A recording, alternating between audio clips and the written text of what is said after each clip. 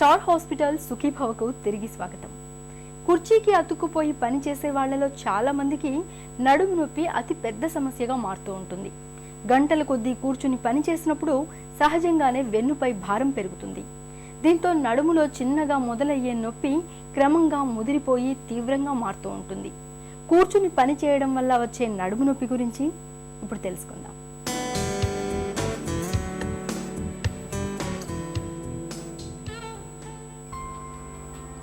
Oxygen, దీనినే ప్రాణవాయువుగా చెప్పుకోవచ్చు. శరీరంలో జరిగే అన్ని జీవక్రియలకు ఈ ప్రాణవాయువు అత్యావశ్యకం.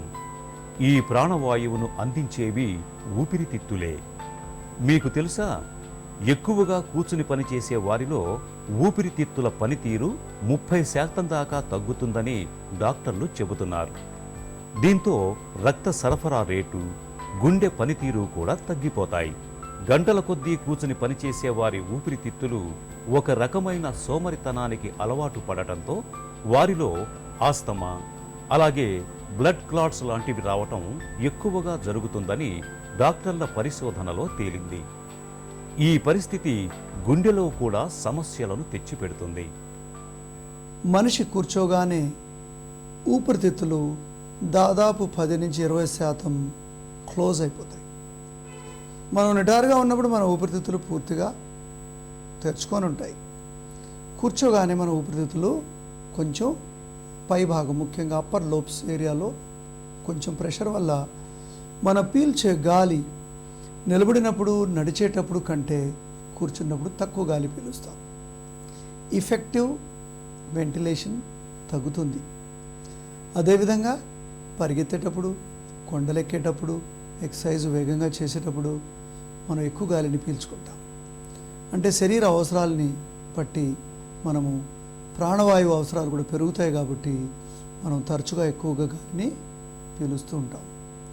So sitting leads to effective loss of ventilation almost 20 to 30%. 10 yearsలో మనిషి కూర్చొని పనిచేసేవాళ్ళు ఓన్లీ 7 years అంత మాత్రమే ఆక్సిజన్ని పీల్చగలుగుతున్నారు అని తెలుస్తుంది. అంటే మన జీవితం కూడా దాదాపు 30% క్రమంగా తగ్గుతుంది. సో కూర్చోవడానికి మన ఊపిరికి చాలా దగ్గర సంబంధం ఉంది.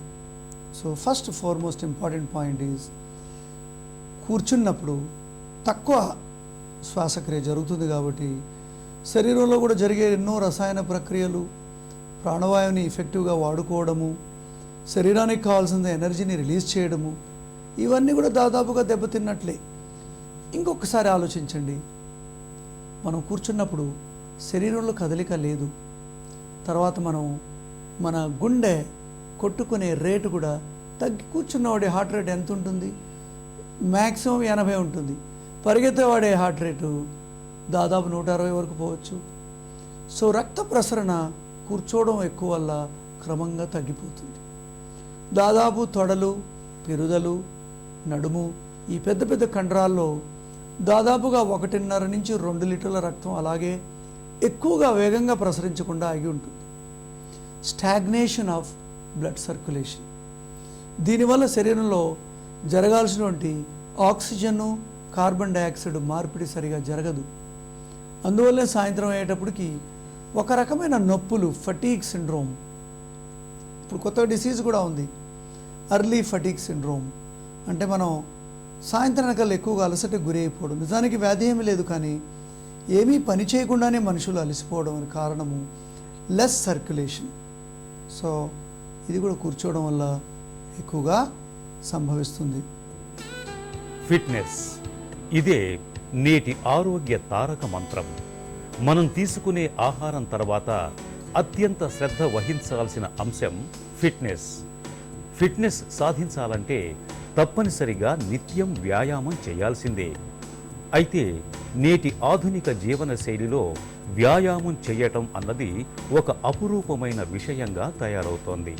పైగా నేటి ఉద్యోగాలన్నీ కూడా కూర్చుని చేసేవి కావటంతో శ్రమ అన్నది పూర్తిగా తగ్గిపోయి పూర్తిగా శారీరక సామర్థ్యం తగ్గిపోతోందని డాక్టర్లు చెబుతున్నారు.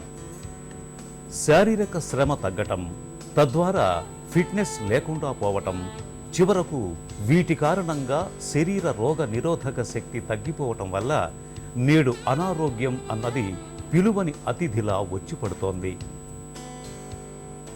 ఎక్కువ గంటల సేపు కూర్చునే జాబ్స్లో కానీ అలవాట్ల వల్ల కానీ